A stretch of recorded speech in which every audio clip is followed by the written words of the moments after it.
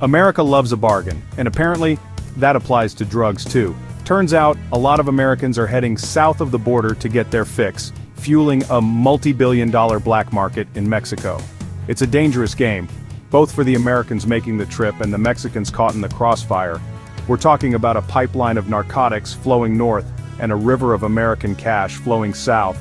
Now why Mexico? Well, it's simple economics. Drugs are cheaper there, a lot cheaper. Think about it, lower production costs, weaker regulations, and a favorable exchange rate. It's a recipe for disaster, a toxic cocktail of desperation and demand. And the cartels? They're the bartenders, mixing up this deadly concoction and serving it up with a side of violence. It's easy to think of this as someone else's problem, something happening down there. But the truth is, it's an American problem too.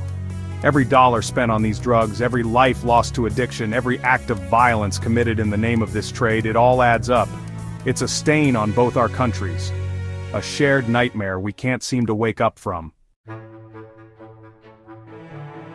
So, what are Americans buying down in Mexico? Well, it's like a shopping list from hell. First up, we've got cocaine, the classic party drug. Up north, a gram can set you back over $100. Down south, half the price, maybe even less. Then there's meth, the insidious, highly addictive stimulant. It's cheaper in Mexico too, and unfortunately it's flooding the states, leaving a trail of broken lives in its wake. But the real killer, the one that should scare the hell out of everyone, is fentanyl. This synthetic opioid is 50 times stronger than heroin, and it's cheap to produce. We're talking pennies on the dollar compared to prescription opioids. Cartels are lacing everything with it. Heroin, cocaine, even counterfeit pills made to look like Xanax or OxyContin. It's a game of Russian roulette, and the odds are stacked against the user. And it's not just these big three. We're talking about a whole buffet of illicit substances, heroin, marijuana, MDMA, you name it. If it gets you high, chances are it's cheaper south of the border. And that's the problem. It's a buyer's market, and the cartels are more than happy to supply the demand. How do Americans get their hands on this stuff? It's easier than you might think. Some drive down, crossing at border towns like Tijuana, Ciudad Juarez, or Nuevo Laredo. They meet up with contacts, make the buy, and try to smuggle the drugs back across. Others fly into tourist hotspots like Cancun or Puerto Vallarta, hoping to blend in and score on the sly. But here's the thing, it's not a vacation. These trips are fraught with danger. You're dealing with criminals, people who operate outside the law and have no qualms about resorting to violence. Get caught by the Mexican authorities, and you're looking at a lengthy prison sentence, in conditions far worse than anything back home. And if the cartels themselves catch wind of you, well, let's just say you don't want to be on their bad side. Even if you manage to get the drugs back across the border, you're not out of the woods. The DEA and Border Patrol are on high alert, and the penalties for drug smuggling are severe. Hefty fines, lengthy prison sentences, the works. It's a gamble, and the house always wins. Section 4. Mexico's bloodshed caught in the crossfire. Here's the thing about this whole drug trade. It's not a victimless crime. Sure, Americans are fueling the demand, but it's the Mexican people who are paying the real price.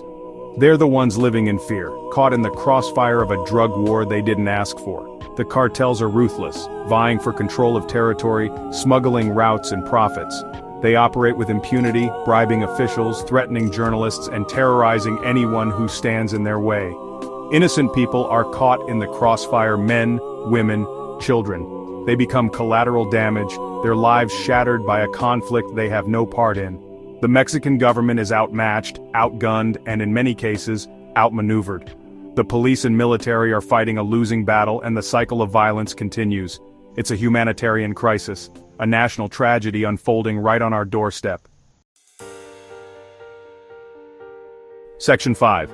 America's Nightmare. A future fueled by cartels? So what happens when we ignore this problem? What happens when we pretend it's not our problem to solve? Well, here's a scary thought. We're essentially funding the very organizations that are destabilizing our southern neighbor. Every dollar spent on drugs in Mexico is a dollar that goes towards enriching the cartels, strengthening their grip on power. Think about the implications.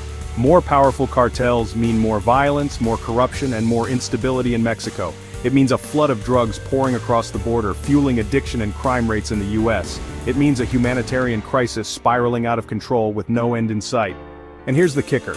It also means a potential threat to our own national security.